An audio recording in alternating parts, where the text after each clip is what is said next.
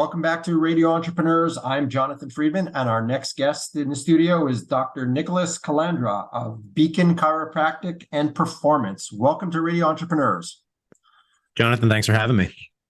Well, because we're so transparent here and because we like to share information, I'm going to say that Dr. Nick has had his hands on me.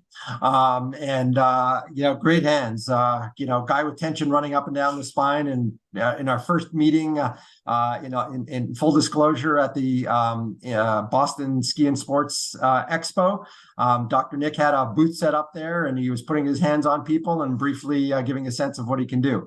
So with that said, there's your first endorsement. It was a wonderful experience. I actually came home and said, I can now, actually driving home from the show, I could say I could actually turn left and right and see oncoming traffic. So it was an immediate benefit. But you want to tell people a little bit about your practice and what it is that you do? Because you're a little bit different than a typical traditional chiropractic. I think when people think about what's the phrase that people use for chiropractic? I like to call it the rack 'em and crack 'em chiros. So it's a little different than that. Yeah. Well, I guess a lot of it different. I'm more of a rehab chiropractor. So the easiest way to explain it is, if people are familiar with the adjustment and the manual therapy that goes on at a traditional chiropractic clinic, and then like all the benefits of that, and then all the benefits of PT and the rehab exercise, all mashed into one is what we kind of classify this new breed of rehab chiro. So that's how I practice. So I still do the normal, adjustments and stuff that most chiropractors do, but my sessions predominantly focus on getting people out into the gym space in the clinic and moving around and, focusing on exercises that are going to be the thing that gets them the outcome in the long term. So, it's interesting because that having been one who's been through plenty of PT and some chiropractic and also other modalities of rehab, it's not all that different. I was a youth baseball coach for a lot of years. And one of the things I used to say to parents, they'd say, well, how come Johnny's not getting any better? And my simple answer was, how much time does Johnny spend outside of, our formal practices working on his skills? And the answer you usually got was not a lot. Said, well, that's why Johnny's not getting any better at what he's doing. And I think it's probably the same in your world. The more active participants patients are in their own care, the faster and the better they're going to see progress, I would take. So if they come in and they get an adjustment, yes, there's going to be some, immediate benefit, but that lasting benefit is going to come from changing patterns and changing habits and the rehab component. So it seemed to me that you've got a really interesting approach there where you want patients to be active participants in their own care. 100%. And so, I definitely, if and not to say that the adjustments are bad or that they don't work, but it's one small piece of my practice and that, it helps kind of I use this analogy a lot, turn the thermostat down on the pain and allows us a window of opportunity where we can go move with less pain or even pain-free in some cases, and follow it up with movement patterns that are going to be the thing that, get them that result. So it's a lot different. And I do agree with you that the patients who are the most successful are the ones who definitely do stuff outside of the clinic. So, in a normal chiropractic office, and I say normal, like the rack 'em and crack 'em people, that the appointments are maybe 5 to 10 minutes long. I spend an hour with people. So it's a much more in-depth dive into the movement part. And it allows me to show them exactly what they're going to do at home. I'm not just handing them a sheet of exercises or running to the next patient being oh, just do this. No. We're going to actually spend, 40 minutes going over exactly what you're going to do at home. So you don't have any questions and exactly what the expectations and what the plan is for the other hours in the week, right? Because people only come in to see me maybe 1 to 2 times a week. So the majority of that progress is made actually outside of the clinic. And we use the in session to kind of just steer the ship and make sure that it continues going in the right direction. And keep moving as you say, in the right direction. I know this is probably a very difficult question to ask because it depends on the nature of the injury and the severity, but length of time that people come to see you, is it generally over a 6-month, 12-month period of time? I mean, hopefully it's for a lifetime because you're doing that much great work in terms of improving them. But what is the minimum expectation? I think people having a mindset that you're going to go to a chiropractor and they're going to fix you in one shot is probably a bad notion, or at least an incorrect notion. So people have to be committed to their own care over the long haul. Yeah, 100%. And I'd say again, it depends on, you're right. It depends on the type of injury and how long that injury's kind of been going on. But I would say on average, anywhere between, 3 and 4 months, in a plan of care. So again, the normal chiropractor is kind of this like revolving door model where you just keep coming in for those adjustments and you keep coming in once or twice a week for forever.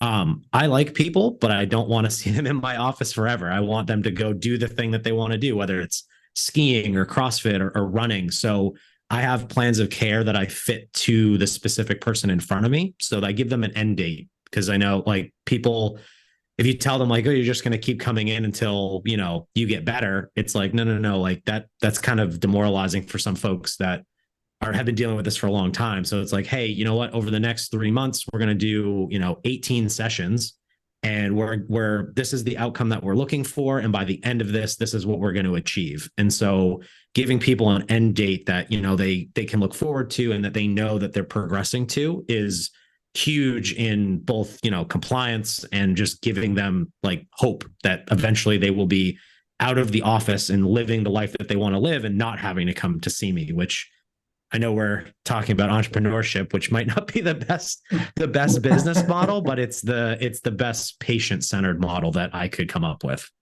Well, I would also imagine a lot of what you hope to have in your practice is based on referrals, happy patients who refer other people, and hopefully, and as you talked about, a lot of your patients are very active. There's one thing that comes from being a weekend warrior. The likelihood is there's more injuries down the road. Yes, 100%. None of us are getting any younger, and the injuries happen more frequently and take longer to heal. I can tell you from experience. Nick, one of the things that struck me when we met was we were talking and talked a little bit about you having gone into your new practice. You're coming up on a 2-year anniversary in the spring. One of the things we're all about in Radio Entrepreneurs is telling the stories of entrepreneurship. And you sort of looked at me askew a little bit when I said, "Well, you're a business owner." You're like, "Well, you're right. I am. I guess I'm an entrepreneur." I am. And so, think back to when you first decided that seed to launch your own business. You're trained as a healthcare provider. Did you have a foundation in business? Did anybody provide you with any guidance? Was it a leap of faith? I'm pretty good at what I do. Why don't I just rent a space and open up the doors? Tell us your path in developing your business. Yeah. So my path kind of into entrepreneurship and being a clinic owner and business owner was kind of a decision that was almost made for me. The way that it kind of happened was my options were either to become an associate at one of those kind of rack 'em and crack 'em chiropractor offices, because the type of clinic that I have it's new. So there's not a lot of providers out there that are able to offer an associateship in the practice model that I want to do. So my whole goal was, all right, well, I can either go work for that person and get a paycheck and do that. And, the burnout is probably going to be higher. So I was like, well, the decision is kind of made for me to start my own practice, even though that wasn't my intention. I thought that maybe I would want to be an employee. But it just kind of like, looking at the job market, I was like, what I want for a job doesn't exist. So I want to go create the thing that doesn't exist and be able to provide that for a student coming out of school one day that, they can look and go, wow, there's this whole other sector of chiropractic that I didn't even know existed in school. So can I ask, is it a field that's relatively new, or is it something that you've put the pieces together? Is there thinking in chiropractic education that's now geared more towards rehabilitation, or just, Yeah, no, that's fair. It's a good question. So it's depending on what school you go to, there's more or less focus on the rehab side of things. The school I went to definitely had more of a focus on rehab. But to the level of which I take it, it doesn't exist really in school. And it's a much newer field, I'd say probably in the last, 5 to 8 years, the rehab chiro has come about. There were the sports chiros of 20 and 15 years ago that, used more like passive modalities like PT. So like ice, heat, stim, that sort of stuff. And then like the original chiros, which were just the adjustment. So yeah, I'd say it's a newer kind of sector of the field. And one that, you know, is so new that there's not a lot of opportunities to be an employee in this type of setting. And so that was the kind of drive to become a clinic owner, and to answer the question of if there was business, like, you know, exposure in school, there is, but not necessarily in the way that I practice. It's much more, you know, the traditional, like, you know, you show up, you see the patient, you bill their insurance, and you move on to the next one. There's not really any focus on the other parts of owning a business, right? So sales, marketing, communication, that sort of stuff. I had to kind of go seek that out elsewhere. So help us, or if you would impart upon us some of the lessons learned that you wish somebody would have given you that crystal ball in advance. Some of the things that what were some of the bigger challenges that you were not anticipating, that turned out to be more difficult than you thought in that process? Well, there's so many lessons. I'm still learning them, right? Like I'm only a year and a half in, so it's not, I wouldn't claim to be like a seasoned veteran of the entrepreneur game. But you know, I've played it for a little bit over a year. But I think the biggest thing that I wish that, I guess what I would answer this question in terms of like what my current self can tell Nick just starting out, would be, you know, that things take time, and that they're not going to, like, what you do today from a marketing sales point or a sales standpoint, you might not see for 3 to 6 months down the road. So just like things don't happen quickly, which I think in our field, the medical field, we're all kind of like type A, like things need to be now. And that I needed to learn patience. So I think that's the biggest kind of lesson that I've learned, is just be patient, and that, you know, just keep doing the little things consistently, even if you're not seeing the benefits of them immediately, that 3 to 6 months from now or a year from now, those compounding things that you've done are going to pay off huge in the future.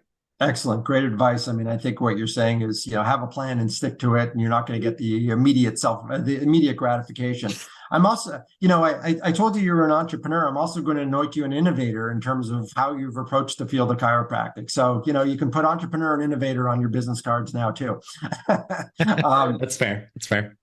So, Dr. Nicholas Calandra, owner of Beacon Chiropractic and Performance, if people want to get in touch with you, find out a little bit more about how you practice, how you orient yourselves towards your patients, or want to book an appointment and come on in, what's the best way for people to reach out to you? What's the best way for people to get in touch? Yeah, the best way to reach out is my website, which is just www.beaconchiroperformance.com. My email, which is nickc@beaconchiroperformance.com, or Instagram's a really good place to find me as well. It's just at Beacon Chiro Performance. I'm very active on there. I post all the time. The website's probably the best place to request the appointment. It's right on the front page. So if people are interested in learning a little bit more about my take on chiro or working with me, that requesting an appointment through the website would be the best place to get in contact directly with me. And fantastic. I just wanted to dispel a notion. People don't necessarily have to see themselves as weekend warriors or athletes to come to you. It's anybody who's dealing with an injury or a rehab situation, or any of those types of things, open to all. And 100%. And I guess just one other question. I know this is a general question, and you probably have a laundry list, but are you seeing trends in terms of the types of patients or injuries that you're treating, things that are more common? I would imagine with people using computers often, and some people using almost exclusively, you're seeing a lot of neck and things of that nature. But is there a short list of things that you, because I know often people will identify with, oh, he deals with people with finger issues, I've got finger issues, or what have you. I'm just using that as an example. Fair. No, I think that in school, they tell you that you're going to see mostly neck and back. Like that's the chiropractic bread and butter. But I think in my clinical practice, you know, obviously, you know, we met at the ski expo, right? So a lot of ski related injuries. So knees, hips, the low back. And then I've actually seen quite a few shoulder issues, shoulders are tricky. They take a long time, and they're tough. They're easy to irritate and take a long time to calm down. So I've actually seen quite a few shoulder cases, which was not, I was not given the heads up on that at school. So Excellent. Our guest on Radio Entrepreneurs has been Dr. Nicholas Calandra, owner of Beacon Chiropractic and Performance. It's been a real pleasure having you on Radio Entrepreneurs. yeah, thank you for having me, Jonathan. And we'll be right back with another segment on Radio Entrepreneurs.